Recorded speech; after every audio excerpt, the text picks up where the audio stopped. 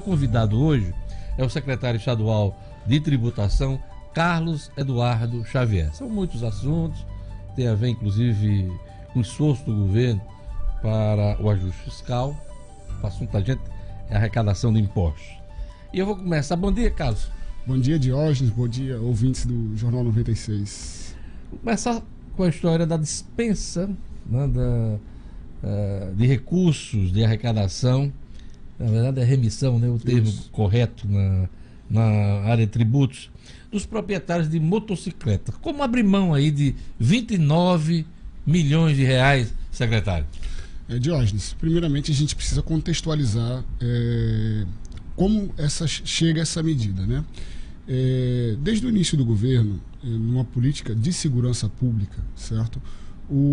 A Polícia Militar vem intensificando a fiscalização de motos, porque estatisticamente, dentro dos órgãos de segurança pública, se sabe que muitos dos crimes que são praticados com motocicletas. Viraram, né, ferramenta de trabalho de bandido, né? Também, né? E em outro sentido, viraram ferramenta de trabalho também do homem do campo, virou uma ferramenta de trabalho em geral, né? A polícia começa a intensificar esse trabalho aqui na capital e também no interior do estado, certo? No interior do estado, por omissão do estado, nunca houve essa fiscalização. A gente precisa admitir, né? Então, as motos virava meio que uma zona de, como é que eu posso dizer, uma faixa de Gaza. Lá, moto no interior não era fiscalizada. Então, as pessoas, por omissão do estado, deixaram de pagar os seus impostos e taxas, impostos do IPVA e as taxas do Detran, certo? Com a intensificação da fiscalização da polícia, obviamente as pessoas começaram houve uma pressão popular, né? Assim, a gente chegou ao governo essa necessidade. Olha, a polícia está intensificando, tem que intensificar, porque dentre essas motos existem muitas motos que são roubadas, essas motos precisam realmente ser recuperadas.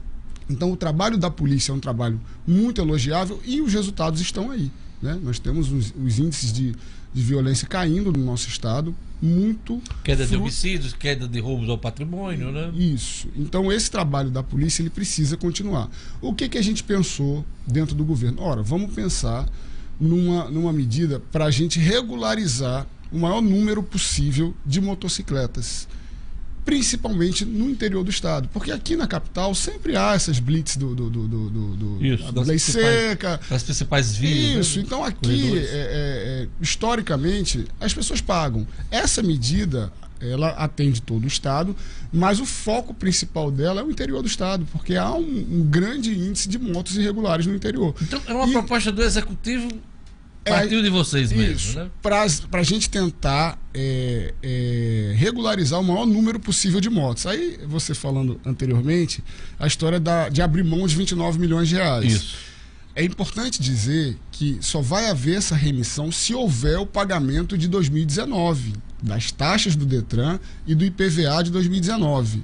Certo? O contribuinte, né, no caso, que não pagar 2019, ele não vai ter remido os seus débitos de 2018, 2017 e 2016 e assim por diante. Por quê? Porque a intenção é regularizar as motos.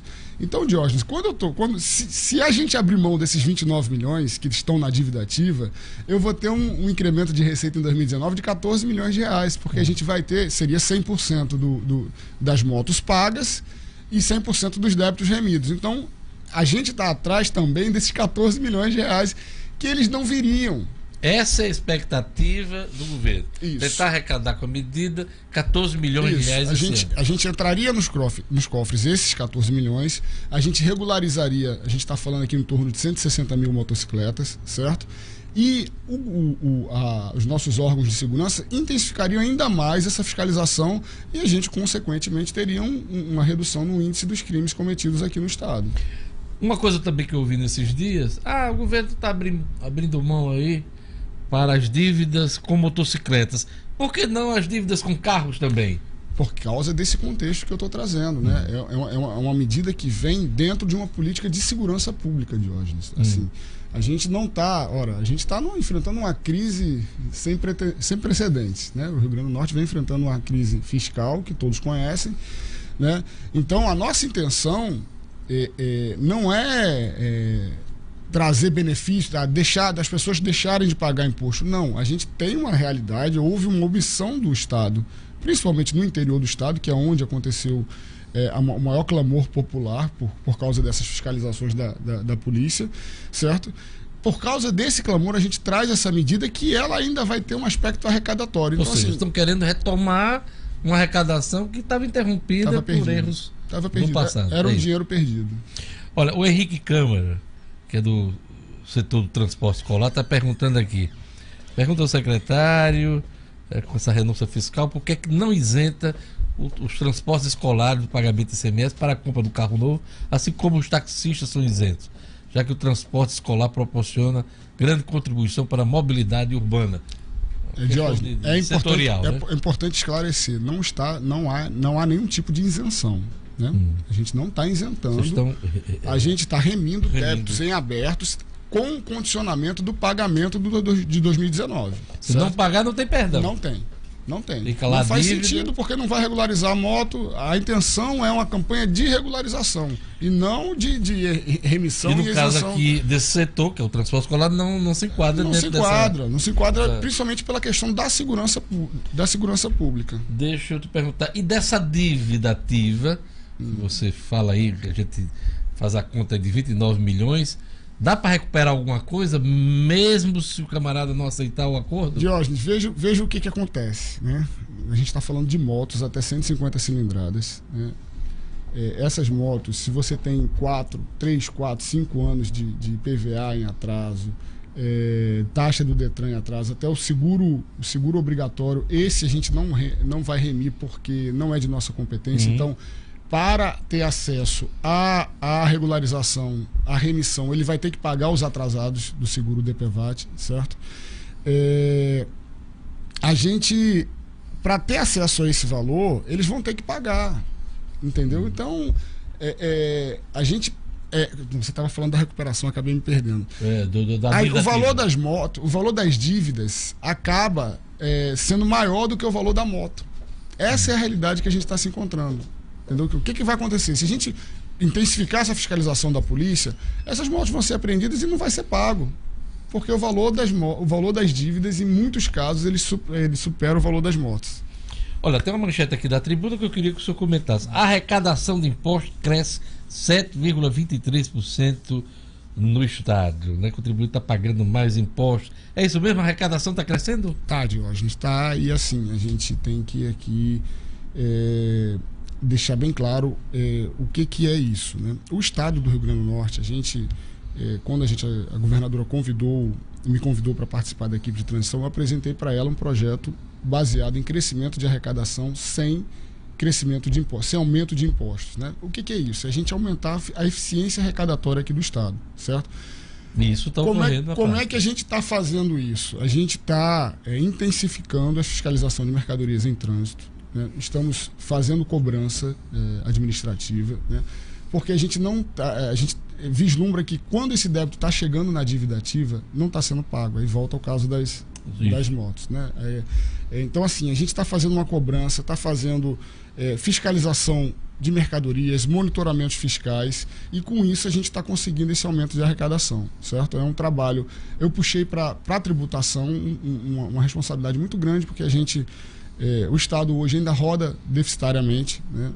A gente precisa fazer... Muito se falou em aumento da carga tributária no início desse governo, né? Aliás, até hoje fala-se que no momento vai ter que aumentar impostos. A gente não trabalha com essa possibilidade. Isso, a governadora, foi um compromisso de campanha dela, né? Ela trouxe isso para mim, e eu acredito que também não cabe mais a gente tá propondo aumento de alíquota. Eu acho que já está muito carregada a economia. O caminho é o da eficiência da máquina arrecadatória. Isso, Diógenes. Eu acredito que a gente precisa fazer todo mundo pagar igual. Não pode um comerciante estar aqui pagando seus impostos direitinho e o seu vizinho sonegando, sem inscrição estadual, em muitos casos com inscrição inapta, como aconteceu um caso ultimamente. E ele funcionando da mesma forma que o outro, sem pagar um centavo de imposto, e o seu concorrente ao lado pagando imposto. Então a gente quer trabalhar em cima daquele que não está pagando.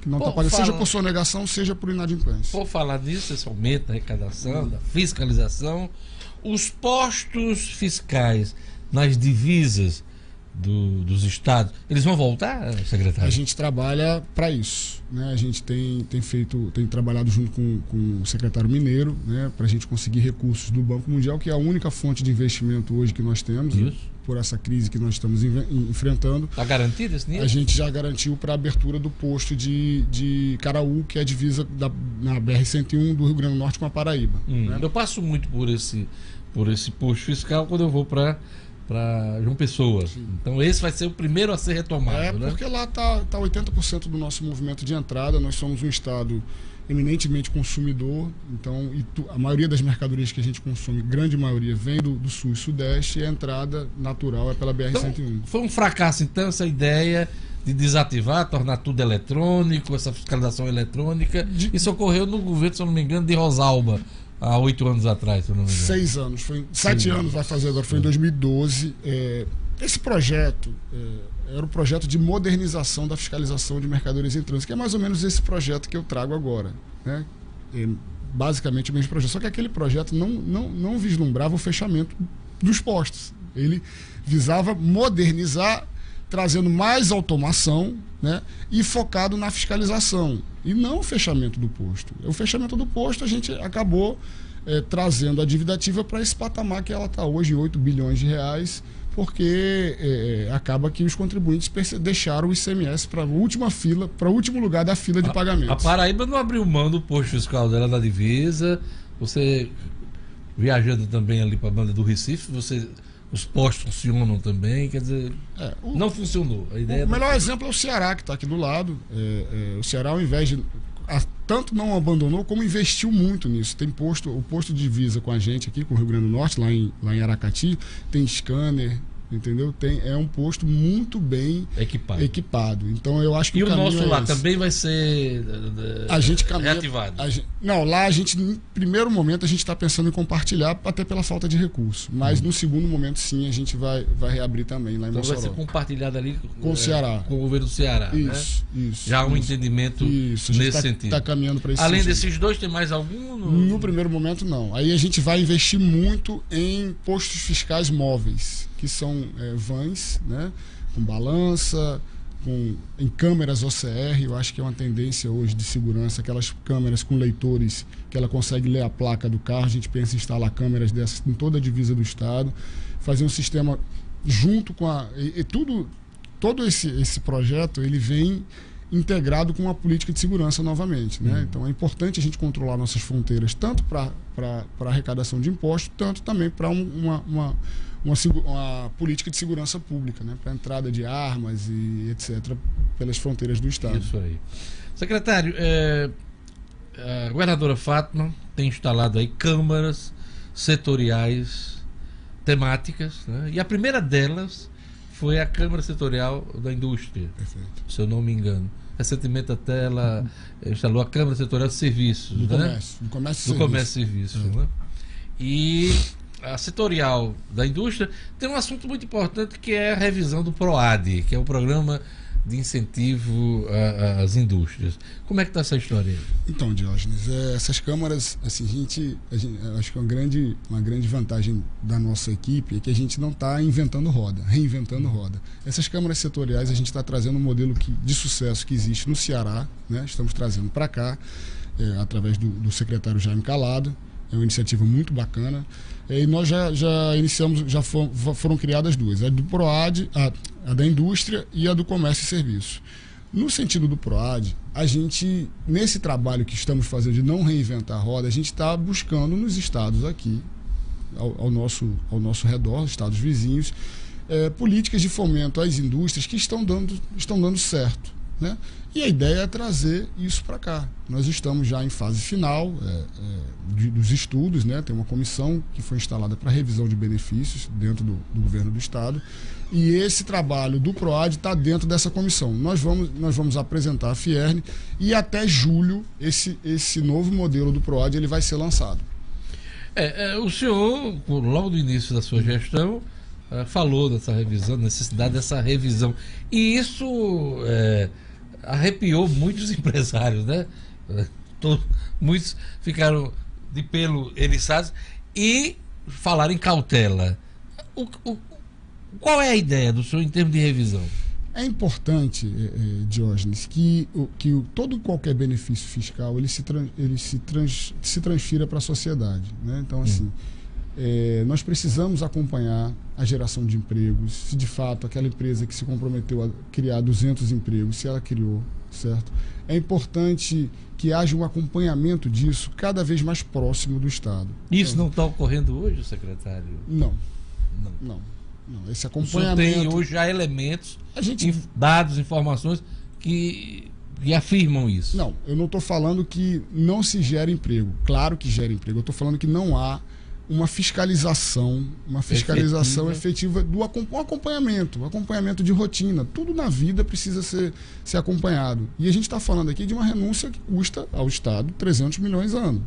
Né? O PROAD custa ao Estado 300 milhões ano. São 90 empresas, se eu não me engano? São 131. 131 empresas que são beneficiadas. Eu não estou enganado, Jorge, mas é por aí, certo? Então, assim, não que a gente não esteja disposto a abrir mão dessa receita. Estamos sim. A gente precisa acompanhar se aquela renúncia que nós estamos fazendo está retornando em benefícios para a sociedade. Isso vale para tudo. O que é haver? Outro tema bem polêmico que a gente tem. Hoje em dia é muito o que é haver é claro, está claro para todo mundo que a gente abriu mão de ICMS e não teve retorno. E não houve retorno para a sociedade. Então, assim, o benefício fiscal, a gente precisa entender que nós podemos dar, o Estado deve conceder, até por essa guerra fiscal que nós vivemos no Brasil, para trazer investimentos para cá. Agora a gente precisa acompanhar se está havendo retorno para a sociedade. No caso do que haver, qual é a ideia do governo para de uma vez por todas tentar amarrar um compromisso maior das aéreas? Qual é a ideia? Diógenes, olha só, a gente tem hoje uma situação complicada porque o estado do Rio... É uma questão bem técnica, vou tentar ser o mais claro possível.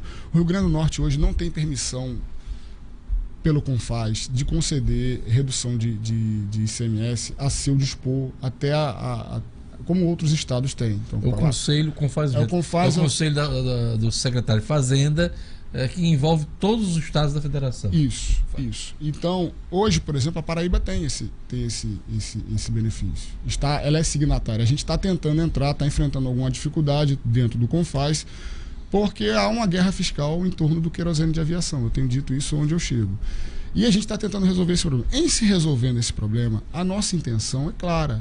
Nós precisamos de um acordo. Agora, as contrapartidas têm que estar bem definidas. Se a gente vai abrir mão de mais 2% de ICMS, é importante que haja um incremento de voos para o Rio Grande do Norte. E que as passagens aéreas não sejam, hoje, como é hoje, em alguns casos, o dobro do custo de uma passagem aérea Natal-Brasília, o dobro do custo da passagem João Pessoa-Brasília. É um absurdo, né? Tenho 2 minutinhos finais, eu queria só uma opinião do senhor, uma palavra, sobre a reforma tributária que o governo federal pretende, inclusive, encaminhar ao Congresso agora no mês de maio. Não sei se alguma coisa já chegou, das principais propostas, mas o que esperar dessa reforma tributária do governo Bolsonaro?